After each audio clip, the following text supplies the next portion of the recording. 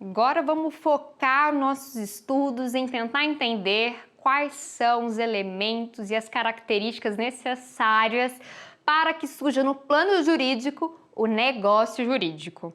Então, a partir de agora, nós vamos estudar todas as características relativas ao negócio jurídico, que é esse que tem maior importância para o direito e é esse que o Código Civil ele vem regulamentando aí ao longo aí de diversos dispositivos. Só para vocês terem uma ideia como o negócio jurídico é tão importante para o direito, temos aí dentro do capítulo específico de contratos mais de 20 espécies de contratos que são regulamentados pelo direito. Então, o negócio jurídico ele tem muita importância para o direito civil. Então, quando a gente começa a estudar, qualquer tema novo, a gente começa da base. Então, a gente tem que entender como que surge esse negócio jurídico, quais são os seus elementos essenciais para que haja, então, a prática desse negócio jurídico. Já adianto para vocês que a disciplina relativa aos elementos essenciais dos negócios jurídicos está prevista aí a partir do artigo 104 do Código Civil. Queria que vocês dessem uma pausa agora nesse momento e lessem com atenção o que está escrito no artigo 104 do Código Civil, porque ali nós temos as principais características de um negócio jurídico. Tranquilos? Fizeram isso? Vamos então para os elementos. Essa escada que vocês estão vendo, esses 3 elementos, ele é fruto de uma construção doutrinária. Pontes de Miranda, que foi o idealizador dessa escada, é o que muitos denominam de escala ponteana.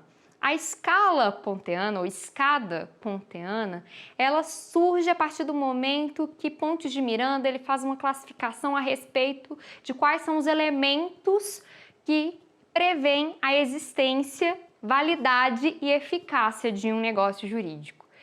Então, primeira anotação que vocês devem fazer: esses 3 elementos não são sinônimos. Cada um tem uma importância diferente para o direito. Então, no primeiro momento, eu tenho que atentar para a existência de um negócio, depois vamos passar para a validade desse negócio e depois vamos analisar a eficácia, os efeitos que esse negócio jurídico gera na ordem, no ordenamento jurídico como um todo. Então, temos essas 3 fases e que uma é pressuposto da outra. Eu preciso então primeiro analisar a existência, para depois analisar a validade, para depois avaliar a eficácia. Toda vez que eu não encontro preenchido um desses requisitos, eu vou ter então a inexistência do negócio jurídico, ou a invalidade do negócio jurídico, ou a ineficácia do negócio jurídico, de acordo com essa construção doutrinária. Já adianto para vocês, e eu quero que vocês também anotem isso, que o Código Civil brasileiro ele não adotou totalmente essa construção doutrinária. Quando vocês leram aí o artigo 104 do Código Civil, vocês puderam perceber que de início o próprio legislador ele parte sempre do plano de validade. Ele não reconhece então um plano de existência. Então, dentro do Código Civil, eu tenho delimitado a validade e a eficácia do negócio jurídico. A existência ficou por um critério, então, doutrinário. Mas quando vocês leram o artigo 104, vocês perceberam que a existência é um pressuposto da validade. Então, a validade está intimamente correlacionada com a existência. A existência, de início, ela parte do pressuposto de 4 elementos essenciais para que surja um negócio jurídico: as partes ou sujeitos, o objeto desse negócio jurídico, a forma que deve ser feito esse negócio jurídico e, por fim, o consentimento ou a vontade, que são expressados pelas partes. Porém, a gente tem também dentro do plano de validade a qualificação, a adjetivação desses elementos de existência. E, por fim, nós vamos estudar a eficácia, um ponto bem específico, esses efeitos que são gerados dentro da ordem, né, civil depois que é praticado determinado negócio jurídico, e os seus elementos acidentais, que são a condição, o termo e o encargo. Vamos estudar, então, a partir de agora, quais são, então, todas essas características relativas ao plano de existência, ao plano de validade e ao plano de eficácia. Para facilitar o estudo de vocês, eu já trouxe aí expresso a correlação entre o plano de existência e o plano de validade. Então, vamos estudar primeiro quais são os requisitos do plano de existência, para depois verificarmos o plano de validade e depois vamos estudar as consequências jurídicas da ausência de eventual requisito em um desses planos. Depois, no segundo momento, nós vamos estudar especificamente o plano de eficácia. Combinado? Então vamos lá. O primeiro requisito, então, essencial, um elemento essencial para que surja o negócio jurídico dentro do plano de existência são as partes. As partes ou sujeitos ou as pessoas. Tudo são sinônimos. Então, primeira coisa que precisamos ter são pessoas que entabulem aí contratos, negócios, para que haja então essa repercussão dentro da ordem civil. Porém, quando a gente vê apenas o plano de existência, eu estou apenas diante de um substantivo, partes. Mas a gente sabe que não é toda e qualquer parte que pode estabelecer relações dentro da ordem civil. E aí é a validade que vai então delimitar quais são os atos que vão se reputar válidos ou inválidos de acordo com as características dessa pessoa. Aqui então no plano de validade, puxem uma setinha aqui e coloquem em adjetivação. Aqui eu vou ter a adjetivação, a qualificação do plano de existência. E aí, dentro do plano de validade, essas partes devem ser capazes e legítimas. Capazes, nós estudamos muito com relação a isso quando a gente estava diante dos absolutamente incapazes e dos relativamente incapazes. E a gente estudou muito a forma de representação. Quando a gente está diante de uma pessoa que é absolutamente incapaz, ou seja, os menores de 16 anos, nós temos que eles devem ser representados, correto? Por outro lado, quando a gente está diante dos relativamente incapazes, eles devem ser assistidos na prática de todos os atos da vida civil. É obrigatório, então, quando eu estou diante de uma pessoa que é incapaz ou relativamente incapaz, ter essa representação, essa assistência de uma terceira pessoa que irá auxiliar ou até mesmo praticar o ato da vida civil diante daquela pessoa. Quando eu estou falando de legitimidade, né, que a parte ela deve também ser legítima, significa um ato que depende de uma vontade específica, de um requisito específico previsto em lei. Aqui, por exemplo, posso citar para vocês o caso da vênia conjugal. Quando estamos diante, dependendo do regime de casamento, às vezes para haver a compra e venda de um imóvel, deve haver então a assinatura dos dois cônjuges, tanto do marido quanto da esposa. É necessário então a vênia conjugal. Estamos diante então de uma legitimidade positiva, que a lei ela exige a prática, né, desse ato com essa formalidade, com esse requisito que é a vênia, né, conjugal, a assinatura então de ambos os cônjuges. Por outro lado, também tem uma legitimidade que é denominada negativa. Aqui, a lei ela impõe uma proibição para a prática de determinado ato. Então, não pode ser praticado esse ato. Como exemplo, posso citar para vocês um caso de um leiloeiro aí que está leiloando bens judiciais, né? E aí, dentro desse leilão, ele mesmo resolve arrematar os bens. Isso é vedado pelo Código Civil. Significa que o leiloeiro ele não pode ser comprador daquele leilão em que ele estiver presidindo. Isso, então, é uma proibição, uma legitimidade negativa. Então, se eu estou diante dessa legitimidade negativa, significa que não pode ser praticado o ato por determinadas pessoas, porque elas são ilegítimas à prática do ato. Quando eu estou diante das consequências, eu estou dentro de um plano de verificar se aquele ato ele é nulo ou anulável, passível de correção.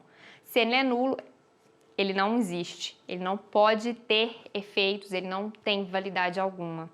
Quando eu estou diante da anulação, eu posso, sanar eventualmente aquele determinado vício.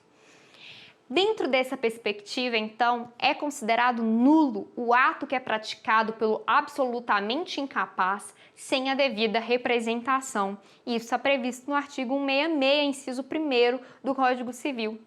Porém, é anulável, ou seja, é passível de ser sanado, de ser corrigido, o ato quando ele é praticado pelo relativamente incapaz sem representação.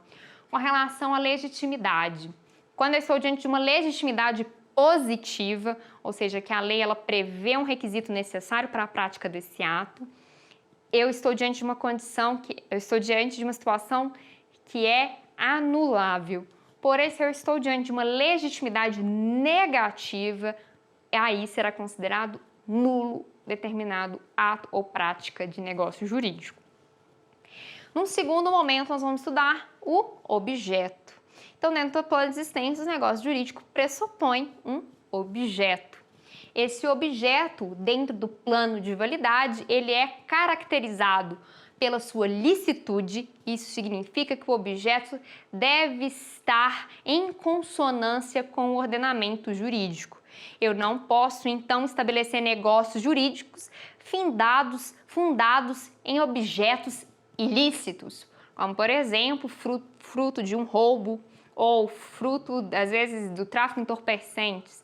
Eu não posso, então, estabelecer objetos que sejam contrários ao ordenamento jurídico, à lei, aos costumes, aos princípios. Eu não posso. De outro lado, o objeto ele também deve ser possível. Isso significa uma possibilidade em dois aspectos.